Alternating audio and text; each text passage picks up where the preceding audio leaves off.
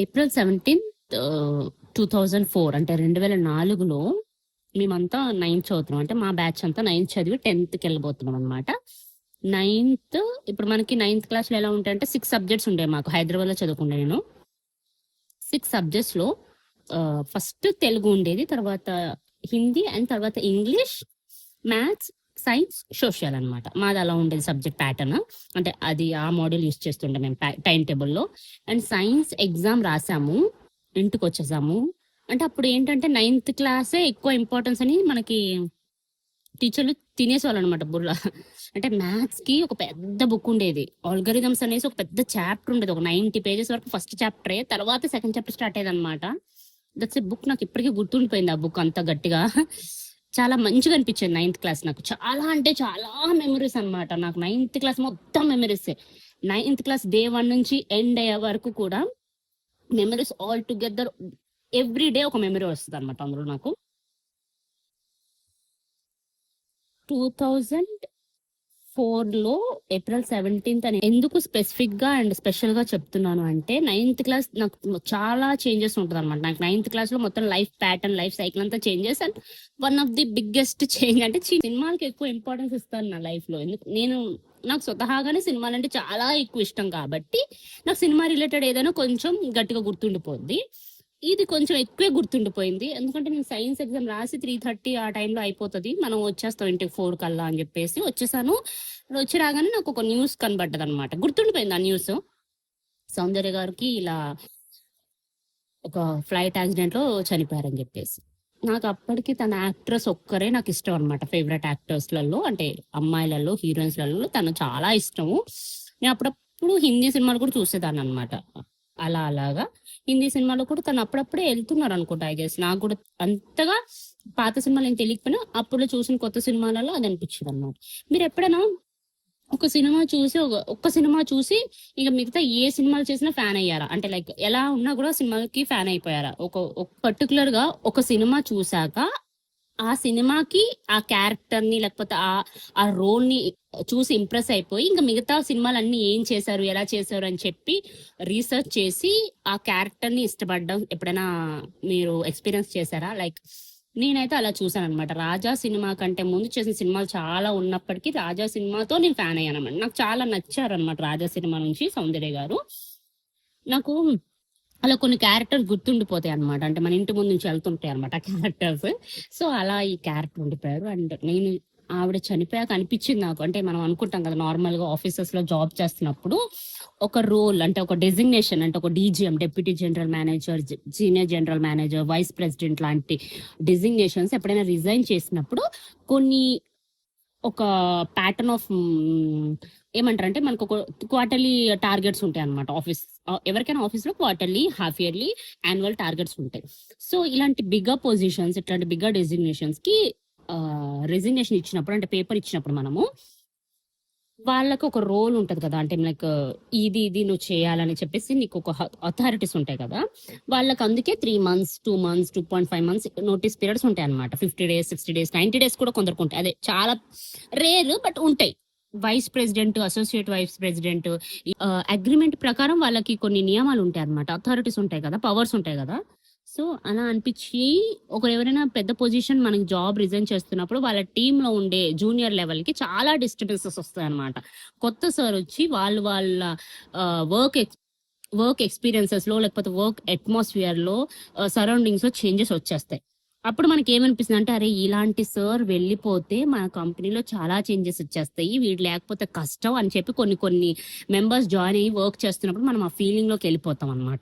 So నేనప్పుడు ఆ age లో ఉన్నప్పుడు, నా చిన్నప్పుడు నేను 9th class లో ఉన్నప్పుడు సౌందర్య గారు చనిపోతే అరే తెలుగు సినిమాకి పెద్ద లోటు వచ్చి పడిపోయిందిరా అనే ఫీల్ లోకి వెళ్ళిపోయాను అనమాట. నాకు అప్పటికి నిజంగా ఏం తెలియదు. అంటే నేను సినిమాలు చూడడం ఒక్కొక్కసారి ఏం చేసేదాన్ని అంటే నేను సినిమా చూస్తూ కూడా రివైండ్ చేసుకుని మరి మనకు అప్పుడు డివిడి ప్లేయర్ బాగా ఫేమస్ కదా. నేను కొన్ని సీన్స్ ఎలా చూసానమాట రివైండ్ చేసుకొని స్లోమోలో పెట్టుకొని ఫాస్ట్ ఫార్వర్డ్ అట్లా చూసుకుంటూ ఉండేదాన్ని అనమాట సినిమాలు. అవి గుర్తుండిపోతాయి అనమాట. ఆ సీన్స్, ఆ డైలాగ్స్ అట్లా గుర్తుండిపోయేలా చేసుకునేదాన్ని అప్పుడు. ఇప్పుడు కాదులేండి, అప్పుడు నా 9th class లో ఉన్నప్పుడు. సో, అట్లా నేను ఒక 1 వీక్ అంటే నెక్స్ట్ డే మనకు సోషల్ ఎగ్జామ్ ఉంది ఇంకా. మనం అప్పుడు సైన్స్ ఎగ్జామ్ మంచిగా రాసాము. మంచిగా అనిపించిందనమాట. సైన్స్‌లో చాలా వీక్ మేము. అంటే నాకు తెలిసి నాకు సైన్స్‌లో నా 10థ్ క్లాస్‌లో కూడా జస్ట్ 60+ అంటే 66 వచ్చినట్టున్నాయి నాకు. ఇక 9థ్ క్లాస్ నుండి చెప్పక్కలే 45 48 వచ్చుంటాయి. సో, ఇక నెక్స్ట్ సోషల్ టీచర్ నాకు బాగా క్లోజ్ అనమాట. ఇప్పుడు నాకు బాగా క్లోజ్ అంటే నేను ఎందుకు చెప్పాలి టీచర్ నీకు బాగా క్లోజ్ అంటే, నాకు పిల్లలు కాదు ఫ్రెండ్స్. లైక్ మా క్లాస్‌మేట్స్ వాళ్ళు కాదు, నాకు స్టూడెంట్స్ కాదు ఫ్రెండ్స్. నాకు టీచర్సే ఫ్రెండ్స్ డైరెక్ట్‌గా. నేను టీచర్స్ తోటే ఎక్కువ ర్యాపో మెయింటైన్ చేసుకునేదాన్ననమాట. టీచర్స్‌తో ఎలా ఉండేదంటే నాకు గురువారం టెంపుల్‌కెళ్ళాలి. సైన్స్, మ్యాథ్స్ టీచర్ అనమాట. వాళ్ళతో ఒక గుడికెళ్ళిపోయేదాన్ని. శనివారం సోషల్ టీచర్. వాళ్ళతో ఏమైనా కొత్త విషయం నేర్చుకోవాలి. సోమవారం, మంగళవారం అయితే ఇట్లా ఉండేది. మళ్ళా సండే అయితే సినిమాకెళ్ళాలి. అప్పుడు కూడా సైన్స్, మ్యాథ్స్ టీచర్ లేకపోతే తెలుగు టీచర్. వాళ్ళతో సినిమాకెళ్ళిపోయేదాన్ననమాట. అంటే నేను ఫ్రెండ్స్‌ని గూడా టీచర్స్‌ని గూడా నాకు కంఫర్ట్ ఎలా నేను సెట్ చేసుకున్నానంటే, ఒకరు దీనికి, ఒకరు దీనికి, ఒకరు ఇంకొక దానికి అని ఒక టైమ్ టేబుల్ యేసుకునేదనమాట. వాళ్ళు గూడా అలానే నాతో బిహేవ్ చేసేవాళ్ళు. నేనెంత ఇష్టమంటే వాళ్ళకి, మా ఇంటికొచ్చినప్పుడు మా మమ్మీ చేత బజ్జీలు గూడా చేయించుకొని తినేవాళ్ళనమాట. అంత ఫ్రెండ్లీగా ఉండేవాళ్ళు నాతోటి. ఇప్పటికి లేరు కాంటాక్ట్‌లో వాళ్ళు. నాకు తెలిసి ఐ గెస్ నేను నా మనసులో నా సిక్స్త్ సెన్స్ చెప్తా ఉంటది. సువర్ణ అని ఒక అమ్మాయి మేము స్కూల్‌లో టీచర్స్‌గా ఉన్నప్పుడు నాలాంటి ఒక అమ్మాయి వాళ్ళకి ఉంటదని గుర్తుండిపోద్ది. అది మాత్రం కన్ఫర్మ్ 100% రాసిస్తాను ఏదైనా బాండ్ మీద రాసిమ్మన్నా. చాలా మంచిగా నేను గుర్తుండిపోతాను. అది నాకు తెలుసు. అండ్ వెతుకుతుండొచ్చు ఐ గెస్. నా పేరు మజ్జి కాబట్టి వాళ్ళకి దొరకదు. సువర్ణని వెతికితే మ్యాక్స్ ఫేస్‌బుక్‌లో దొరకొచ్చేమో. ఇన్‌స్టాలో మజ్జియే, యూట్యూబ్‌లో మజ్జియే, అన్నిట్లో మజ్జే ఉంటది నాకు తెలిసి. సో, వాళ్ళకి కొంచెం కష్టమే. కాకపోతే వాళ్ళని నేను కూడా వెతుకుతున్నాను. నాకు దొరకట్లేదు. వాళ్ళిప్పుడు ఎంత బిజీగా ఉన్నారో ఏమో. బట్ చాలా ఇంపార్టెంట్ డేస్ అన్నమాట. 9థ్, 8థ్, 10థ్ అలాంటివన్నీను. అందరికి ప్రతి ఒక్కరికి చాలా ఇంపార్టెంట్ డేస్ మన లైఫ్‌లో అందరికినవి. సో, నాకలా అనుకున్నాననమాట. అంటే నాకలా అనిపిచ్చేది సౌందర్య గారు వెళ్ళిపోవడంతో దట్స్ ఎ బిగ్గర్ డే అనమాట. చాలా మందికి అంటే ఆవిడ చాలా ఇష్టం గాబట్టి, చాలా అంటే కన్నడ అంటే కన్నడ బేస్ నుంచి వచ్చినప్పటికి కూడా తెలుగులో ఎట్లాంటి ఆడియన్స్ అంటే ఆవిడకి అప్పట్లో ఫ్యాన్స్ అసోసియేషన్స్ ఉండేవి గదా! సౌందర్య గారికి ఫస్ట్ ఉండొచ్చు నాకు తెలుసనిపిచ్చింది. అండ్ ఆవిడ ఏ డైరెక్టర్‌తో డీల్ చేసినా కూడా చాలా వుమెన్ ఓరియెంటెడ్ సినిమాలంటాం గదా! ఆవిడ అలాంటివి చాలా చేశారు. ప్రయోగాత్మక సినిమాలంటాం గదా!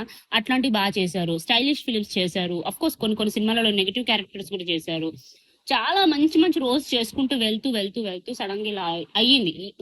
తర్వాత డేస్‌కి అంటే చాలా తర్వాత డేస్‌కి మనకి తెలిసింది ఎందువల్ల చనిపోయారు, ఎలాంటి పరిస్థితుల్లో చనిపోయారని. బట్ అంటే చాలా లెజెండరీ యాక్ట్రెస్ కనమాట.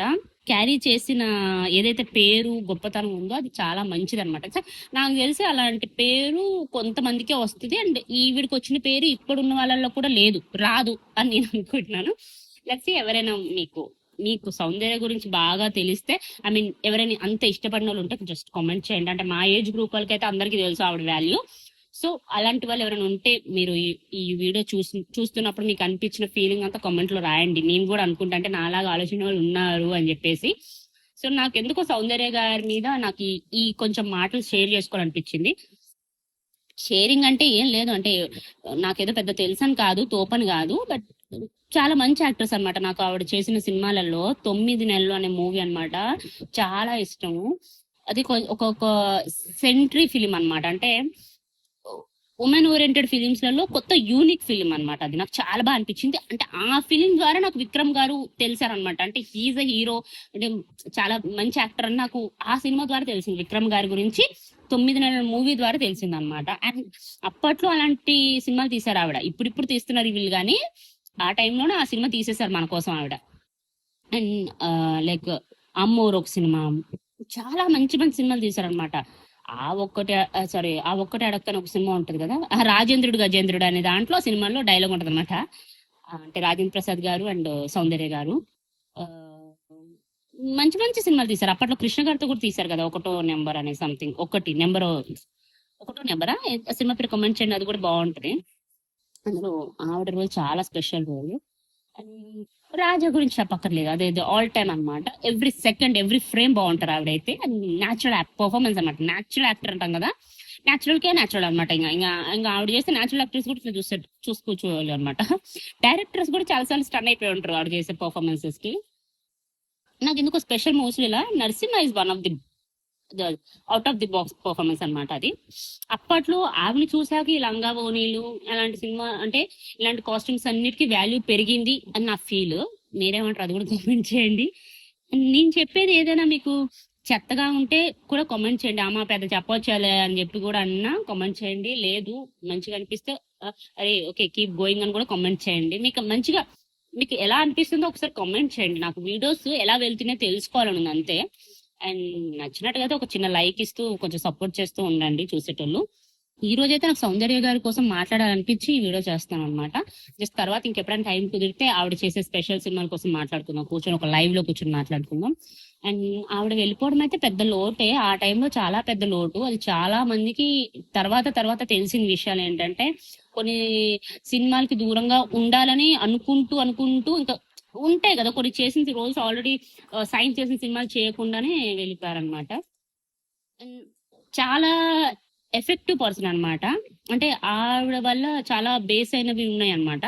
సో అందుకోసం ఆవిడ వెళ్ళిపోయాక కొంతమంది అయితే బాగా కోల్పోయి ఉంటారు. అది మనకి తెలియదు.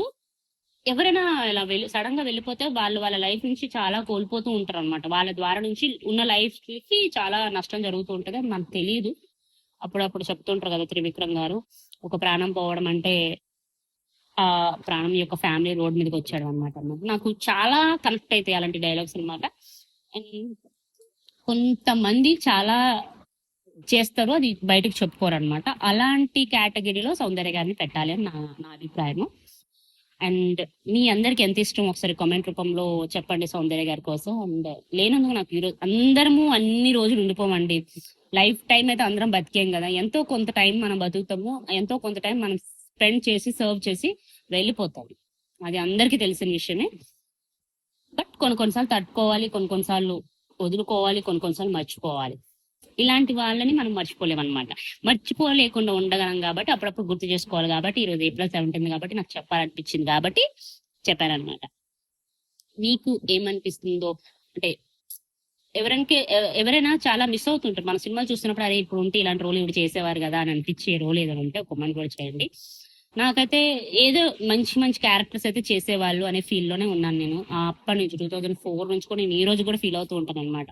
సౌందర్య గారి ఫోటో చూసినా లేకపోతే ఏమైనా పాత సినిమాలు చూసినా మరి ఈ రోజుకుంటే ఇలాంటి రోల్స్ చేసేవారేమో అని అనుకున్నాను అనమాట. అంటే మనసులో అనుకుంటాం కదా అలా.